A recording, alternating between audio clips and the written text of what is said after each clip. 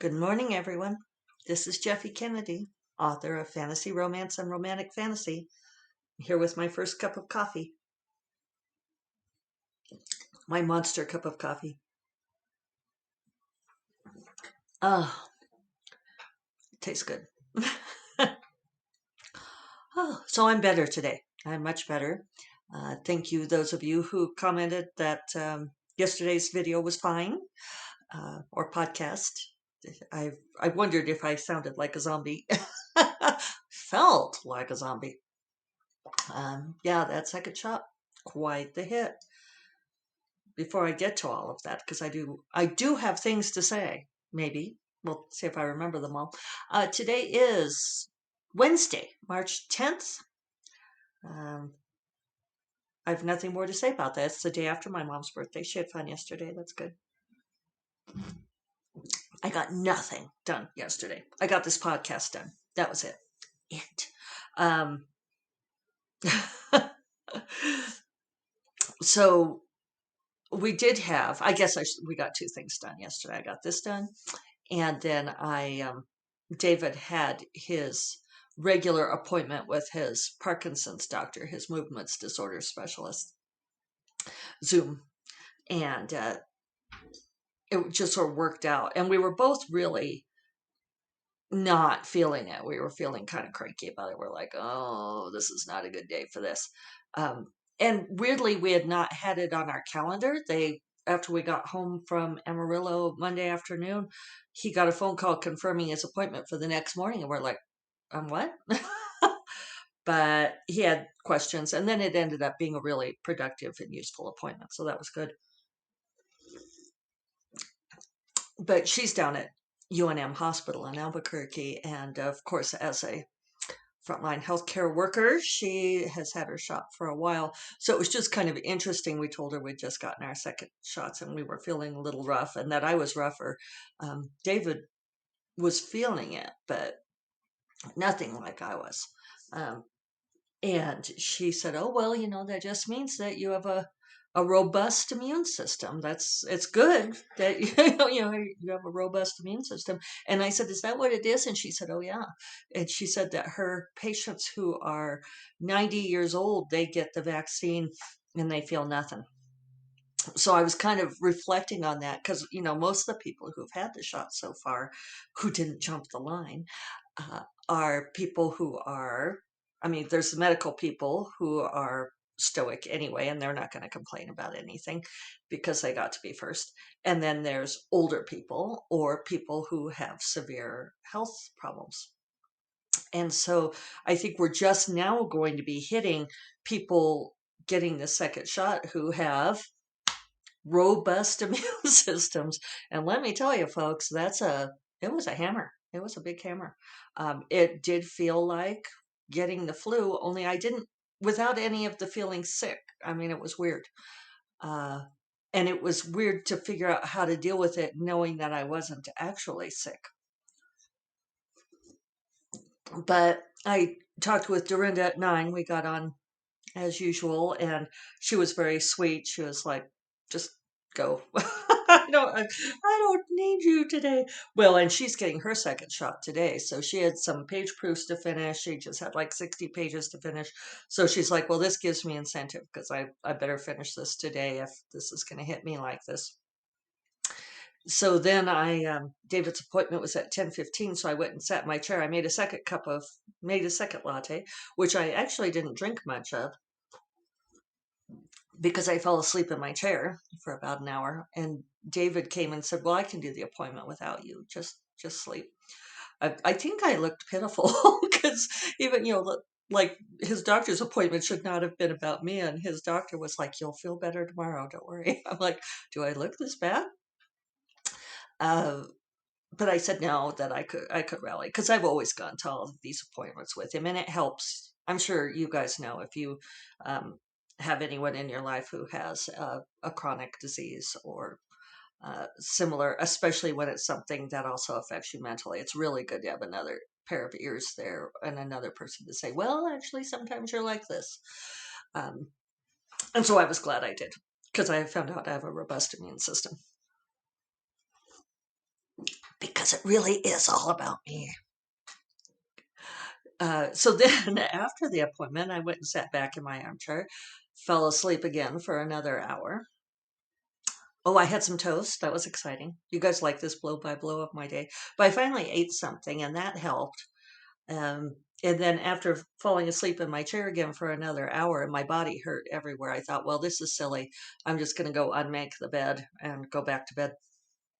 And so I did. I went back to bed and I slept until about 3 o'clock. And then I got up and read for a while and watched some Glee. And then uh, went to bed about 7:30 and slept until 5. So I do feel better today. That's always my thing when I don't feel good. If I feel like I'm catching something, I haven't done it for a long time. But if I can get a lot of sleep early on, then that's always the cure for me. So today I did not fully make the bed. I made it just enough to keep the cats from scoozing up the sheets. And I may have a nap this afternoon. I'm still a little rough on the edges. I can feel that tiredness, a little bit of an edge of a headache. So I'm going to see if I can get some work done, see if I can write. Um, I feel bad that I have not touched in on the class that I've been teaching. I was going to check in yesterday and post a lesson. That did not happen. I never even looked at email yesterday. So I have to send an apology to the people taking the class and get that caught up. And my back is definitely stiff. I did run this morning, which I think helped. It was not a great run, but it definitely helped. Running's so good for bouncing up the lymph system. That's a technical term. Uh, really getting those fluids moving again. So I think it did help. And yeah, so now we move on with our lives. The exciting thing is David's doctor said we like her a lot. We've been going to her David's been going to her for years now, and she said, well, now that since you're both vaccinated, the June appointment we can do in person again. So that's a real milestone because that'll be a year that we did Zoom appointments with her. And I said that this must have been really hard on you doing Zoom appointments with your patients all day, every day, because Zoom is so exhausting, right? And she was just making this face, and she said, "I am just so done, so done." um, and she's movement disorders, so there's only so much you can see on Zoom too. And I know we keep saying this, but who would have guessed that this would have been more than a year that we'd be doing this? But it feels good to be coming out of it. I know I talked about this yesterday, but I want to reiterate, if you have any option to go get the vaccine, just go get it. I saw, or David told me actually, that Alaska has removed all tiering, that if you want the vaccine, you can just go get it. I think everybody should start doing that. Because clearly the systematic thing isn't. I feel like we've gotten everybody with the systematic approach who we need to. Like if somebody desperately needs the vaccine to save their life, then they damn well should have gotten it by now. Maybe that's the universe stopping the words in my throat. Let's do earrings. So today's earrings are these cute little leopards, jaguars. I think leopard is a jaguar. It's definitely got spots. It's just a real basic, simple metal cutout of a seated, let's call it a leopard, and it's cute. It's cute. But I don't wear them very often. So this is kind of it's not a funny story, but here is a story. I got these from this little boutique in Laramie, Wyoming, where I used to live. And the shop was called Aphrodite's Emporium. And she did have lingerie, and she had this massage oil that was like our favorite massage oil until she stopped carrying it. It was really wonderful. It's a rose scented massage oil. And but also great clothes and jewelry and stuff. And it used to be one of my go-to places for gifts. And sometimes I would go in there and browse. And one day I was in there buying something. I don't remember what. And she said, "We're having a special." She said, "You can pick out any pair of earrings from this cabinet for free with your purchase." And I was like,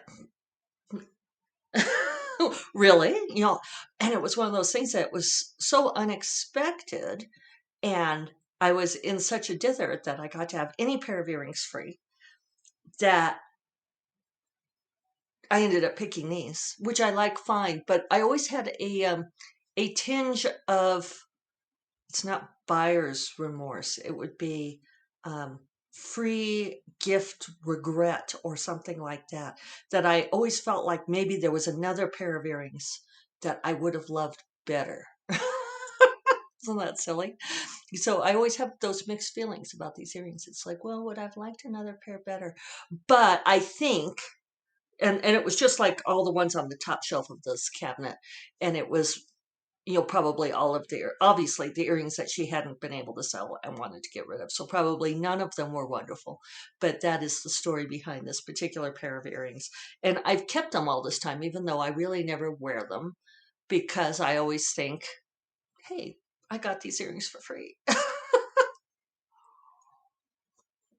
Why do we do the things we do? I don't know.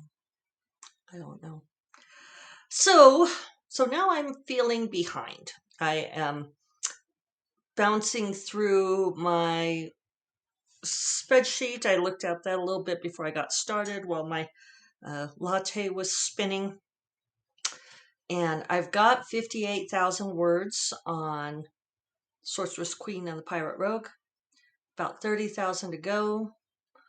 I can get it written in the next couple of weeks. Right now I'm looking at my paper calendar. I think I've got it figured so that I will finish on around the 23rd or 24th of March. But that does not give me a lot of time to revise. Actually, technically, I have exactly enough time. I have exactly enough time to get it all done in time for the pre-order date with zero wiggle room. And that makes me uncomfortable. See, I know Leslie Penelope said she hasn't been listening to my podcast lately, and which is funny because I haven't been listening to hers. I could talk about why. It's not out of lack of love. But I think it's funny we both fell off of listening to each other's at the same time. Uh, I think Leslie and I have different thresholds for when we start to worry. And she will be gratified to learn that I do have a threshold where I start to worry. And I'm hitting it now. One of the things, and if any of you out there self-publish, we could talk. Let's talk. Smashwords wants that upload 10 days ahead, whereas everybody else is 3 days ahead. And right now I'm feeling the pressure of that 10 days ahead. And so I'm considering pushing back the Smashwords deadline. It's really Smashwords itself and then distributing to like Apple and so forth. And I'm like, I don't want to do it because sometimes they give me nice little promos, but in the end, it's not monumental amounts of promo. So I'm kind of waffling on this. I should ask in some of my author groups what people think, but almost everybody I know uses Draft to Digital for that distribution, or they upload to Apple directly. I don't because I don't have a Mac. Otherwise, I would. There's supposed to be a workaround, and I have the link for the workaround, and it was so cumbersome that I just gave up. I was like, do I really care? Now I'm wondering, do I really care? Maybe I care. So I'm just sort of waffling on that right now. And in some ways, I think there's no point in worrying about it until I finish this draft. And so that's what I'm going to attempt to do. You guys can track me and see if I am still worrying about it. But if I do finish this by around the 23rd or 24th of March, then I will have a sense of, I don't know, like how much revision it needs. I also want to have people read it for me, which there's going to be zero time. Uh, so I might give them as it is so far. I do think it's fairly tight. I don't think it's going to need huge amounts of revision. Being the second book in the series, it's pretty straightforward, but that is why I want some readers, because I want to know if there's anything that I am missing. So I may do something like see where I'm at by the end of next week, and then um, I'm thinking and talking at the same time, and frowning at my calendar as if my calendar will have information to offer me. That, do you guys ever feel that way? Like it's the mirror, mirror on the wall, and it's like, calendar, calendar, what should I do? Will I be able to make this deadline? Uh, if I could give it to people to read by like Friday the 20th, and they could read it over the weekend, anyone who's willing, then I would have a couple of days to finish out the end, and they could read that little bit, and then I could revise. I may end up doing something like that. I haven't heard from Raven. I need to touch base with her on getting the cover for that. And I know that she never forgets anything. She's amazing. So I know I haven't dropped off. But, it's just funny to me with this. Right now I've got the release date set for April 19th, which is, for those astute listeners among you, will notice that this is more than a month away, a month and 9 days away. And I might sneeze.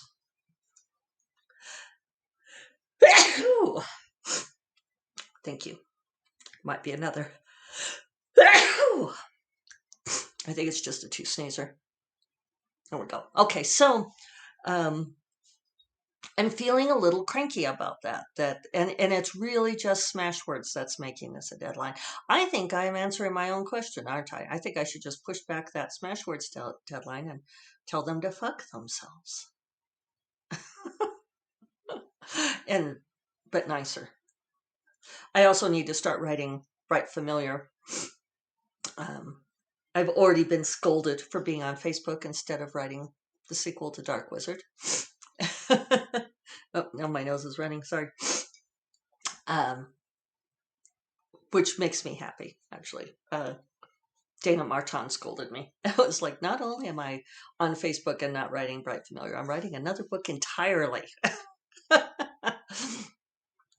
So I need to look at that schedule too and make sure I'm not compressing that. Anyway, what else do I have to tell you guys? Not a whole lot. I do know I have other things to tell you, but I'm going to save them for tomorrow, because there are more in-depth things I want to talk about. And I don't know, wish me luck today. Hopefully I can be productive. I think it's funny that like so many people have complained about having their productivity impacted by the pandemic, and I haven't so much, just really by the vaccine. Losing 2 days this week to getting the vaccine was not high on my list of things I wanted to have happen. But very happy to have the vaccine. And very happy for all of you to get it too. So we can all get back to our lives, right? Maybe actually see each other again. Wouldn't that be fun? All right. I will remind you all that First Cup of Coffee is part of the Frolic Media Podcast Network. You will find more podcasts you love at frolic.media/podcasts. And I will talk to you all tomorrow. Take care. Bye-bye.